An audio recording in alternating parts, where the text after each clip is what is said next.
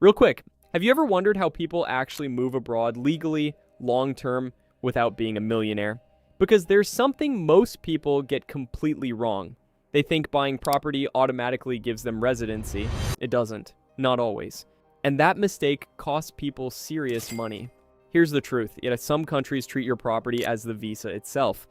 Some just use it as supporting evidence. And some barely care about it at all. Three completely different systems. Most people can't tell them apart. And if you're retired, or getting close to it, this matters even more. Because you've spent decades building your savings.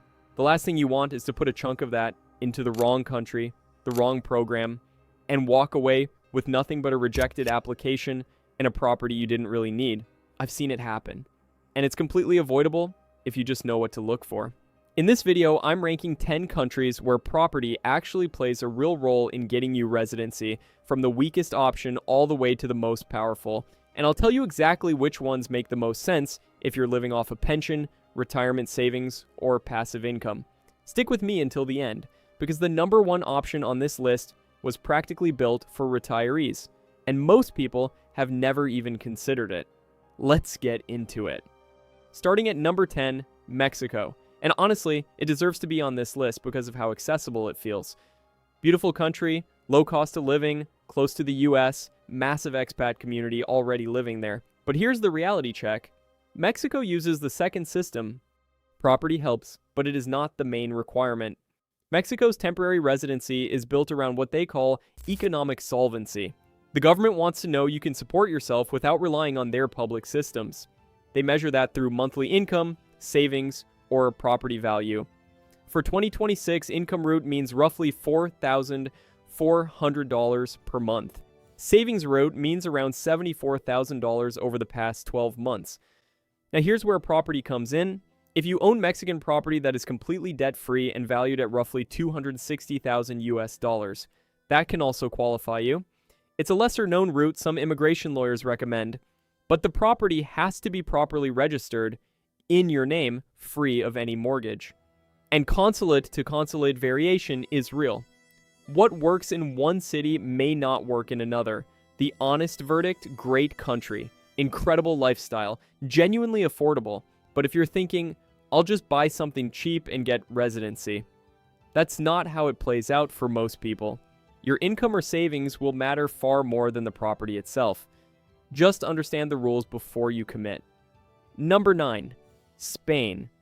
Now before I get into Spain, I need to address something directly. Because there is a lot of outdated information floating around online, and some of it could genuinely cost you time, money, and a rejected application. You may have heard of Spain's Golden Visa, the program where you could buy property worth 500,000 euros or more and receive Spanish residency in return. That program is gone. It officially ended on April 3rd, 2025. Spain's government shut it down because of intense pressure around housing affordability. In cities like Madrid and Barcelona, property prices were being pushed out of reach for ordinary Spanish residents, and the Golden Visa was seen as a major contributing factor. New applications are no longer accepted. If you already have a Spanish Golden Visa, you can still renew it under the original terms. But if you're coming to this fresh in 2026, that door is closed. So why is Spain still on this list? Because there's still a legitimate path, the non-lucrative visa. And property does play a supporting role. It's designed for people who can live in Spain without needing to work there. Retirees, passive income earners, people living off investments, that's the target audience. The financial requirement for 2026 is 2,400 euros per month for the main applicant, roughly 28,800 euros per year. Each additional family member adds 600 euros per month. Where does property fit in? You need proof of accommodation in Spain as part of your application. Rental contract or property ownership, both are accepted. No minimum property value required.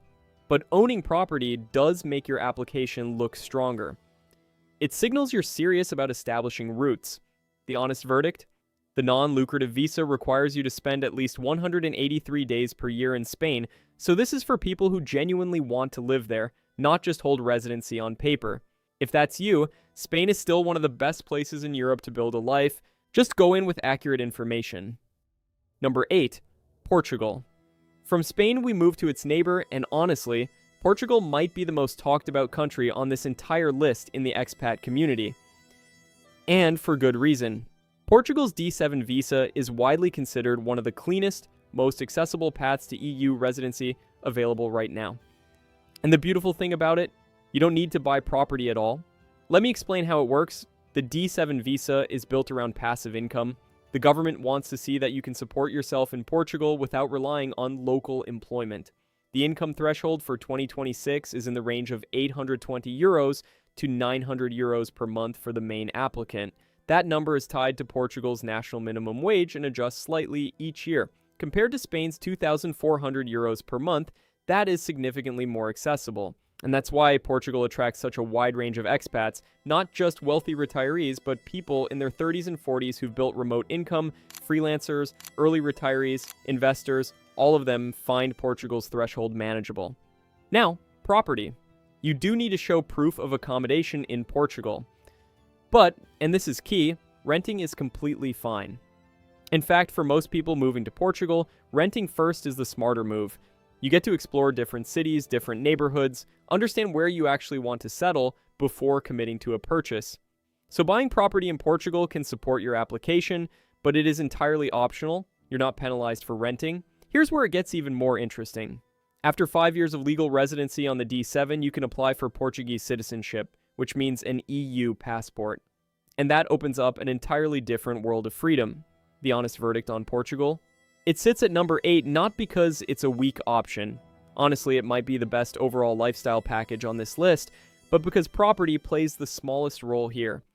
This is an income-based path, not a property-based path. If you have the income, you don't need to buy anything. Just show up, rent a flat, and build your life. For people who want European residency without a massive upfront investment, Portugal is hard to beat. Number 7, Montenegro. Alright, we're shifting into slightly less mainstream territory now. Montenegro doesn't come up in most conversations about residency abroad, and that honestly is part of its appeal. Montenegro is a small country in the Western Balkans sitting on the Adriatic coast. It's not in the EU yet, it's in accession talks, but it's a Schengen-adjacent country with a relatively straightforward residency system. Here's how property works there. If you purchase property in Montenegro, that ownership can form the basis of a yearly renewable temporary residence permit. There's no nationally mandated minimum property price for this, which is unusual compared to most countries on this list. You buy, you register your ownership, you apply for residency, and assuming you meet the basic administrative requirements, you get approved. However, and this is where Montenegro gets complicated, it's not passive residency. Montenegro has actual stay requirements attached to its residence permits. You need to demonstrate that you're genuinely present in the country, not just holding a piece of paper. If you disappear for most of the year, renewal can become difficult. For some people, that's fine. Montenegro is genuinely beautiful, dramatic mountains, a stunning coastline, relatively low cost of living, and a growing expat community. If you actually want to be there, the residency process is manageable. But if you're looking for a hold residency without living there strategy, Montenegro is probably not your answer. The honest verdict, low barrier to entry, accessible property prices. But it requires real commitment and physical presence. It's a real-life move, not a paper strategy. Number 6, Costa Rica. Costa Rica is one of those countries that always sounds perfect on paper. Pura vida, incredible nature, stable democracy, good infrastructure by Central American standards, strong expat community. It has a lot going for it. And yes, there is a legitimate property-based residency path here. It's called the Inversionista visa, the investor visa. And real estate qualifies as the investment. The minimum investment threshold for the Inversionista route is 150,000 US dollars. That investment has to be registered and documented properly with Costa Rican authorities, which does require working with a local lawyer who knows the system. Once approved, you get temporary residency that is renewable, and after a number of years, you can move toward permanent residency. Here's the honest part, though. Costa Rica also has a pensionado visa for retirees receiving a monthly pension or passive income of at least $1,000 per month, and a rentista visa for people who can show stable income of at least $2,500 per month. For many people, those income-based routes are actually easier and cheaper to qualify for than dropping $150,000 into property. So the property path exists, it works, but it's not always the optimal route, depending on your situation. The honest verdict on Costa Rica: it's a legitimate option, especially if you're already planning to invest in property there for lifestyle reasons. The climate is incredible, the country is politically stable, and the cost of living is reasonable. But don't buy $150,000 in real estate just to get the visa if an income-based alternative is more accessible for you. Number 5. Colombia. Colombia has quietly become one of the most interesting residency options in South America, and not enough people are talking about it in the context of property investment. The specific visa we're looking at here is the M10 visa, the migrant investor visa, and real estate investment is one of the qualifying categories. Here's how the numbers work. Colombia ties its investment threshold to a multiple of the national minimum wage. For 2026, you're looking at roughly 350 times the minimum monthly wage, which currently translates to somewhere between $115,000 and $130,000 USD. That number does shift year to year because Colombia's minimum wage is adjusted annually and the exchange rate between the Colombian peso and the US dollar fluctuates. What makes the M10 interesting is that it's a direct path. You invest the required amount in registered real estate, you submit your documentation, and the property investment itself is the core of the application. It's not just supporting evidence, it's the qualifying factor. One thing that's important to understand: the investment has to be properly registered with the Colombian authorities. You can't just buy a property casually and expect it to count. There's a formal registration process involved, and working with a Colombian immigration attorney is strongly recommended. The honest verdict on Colombia: for the investment level required, this is one of the more accessible true property-based residency visas in the world right now. Medellin, Bogotá, Cartagena, these are real cities with genuine lifestyle appeal, growing economies, and a rapidly expanding expat community. Colombia is no longer the country it was 20 years ago. The transformation is real. If you're looking for a South American base with a legitimate property to residency pathway at a relatively accessible price point, Colombia deserves serious consideration. Number 4. Cyprus. Now we're getting into the top tier, and Cyprus is where things start to feel significantly more powerful. Cyprus offers something that very few countries on this list provide: permanent residency from day one. Not temporary, not provisional, permanent. Here's how it works. Under Cyprus's category, F Permanent Residency Program, you purchase a newly built property from a licensed developer. That's a specific requirement. It has to be new construction from a developer, not a resale property, with a minimum value of 300,000 euros plus VAT. Alongside that, you need to demonstrate annual income from abroad of at least 50,000 euros.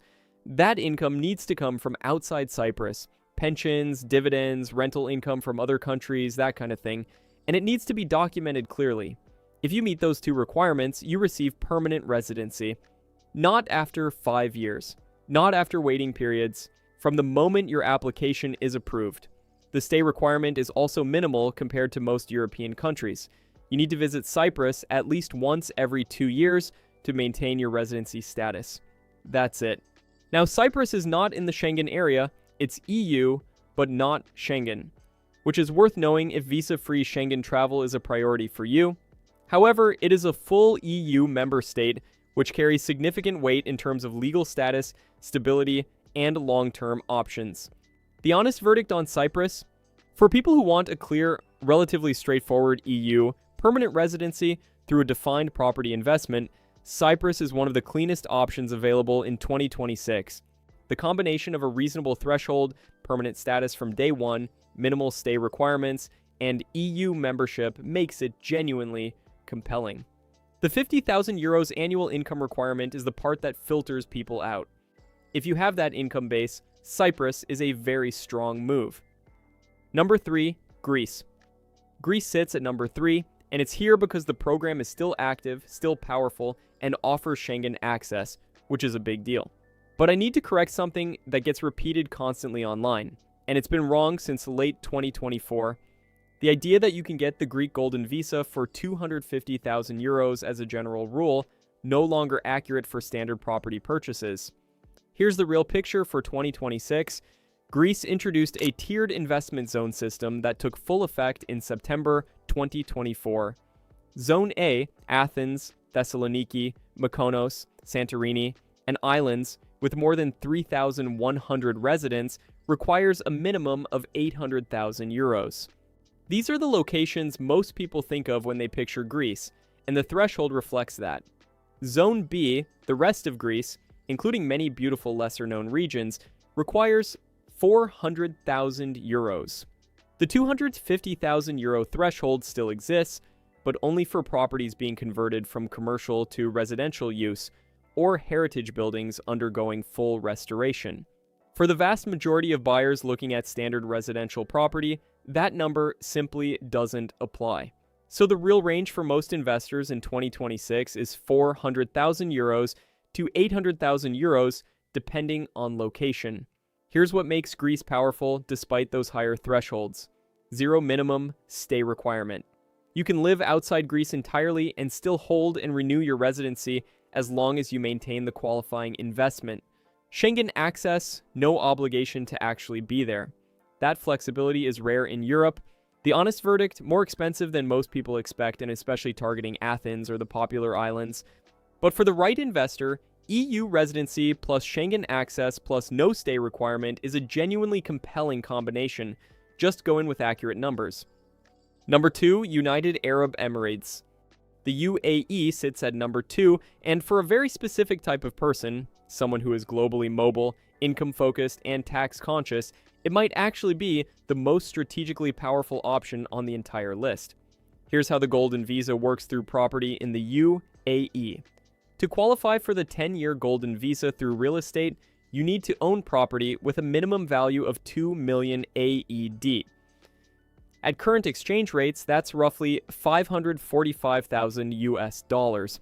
The property needs to be fully paid, not mortgaged, to count toward the visa threshold.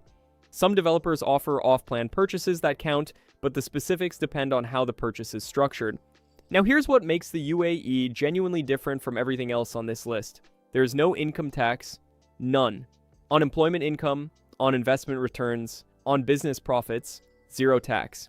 For high earners, remote workers, entrepreneurs, and investors, this isn't a small detail.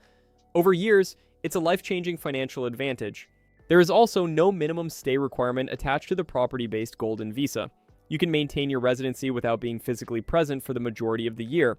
Dubai specifically has become a genuine global city.